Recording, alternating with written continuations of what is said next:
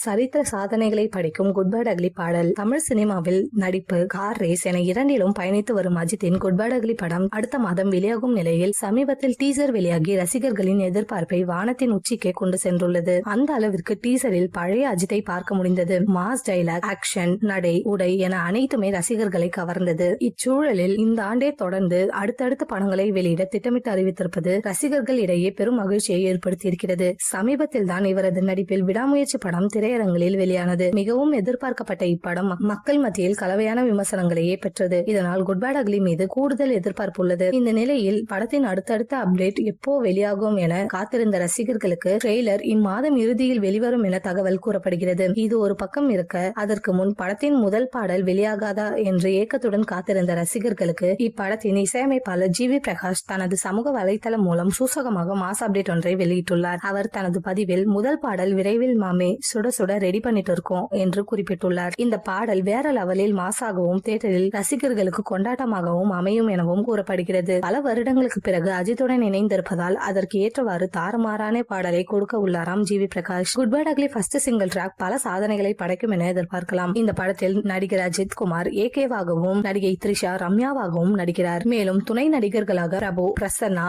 அர்ஜுன் தாஸ் மற்றும் பலர் நடித்துள்ளனர்.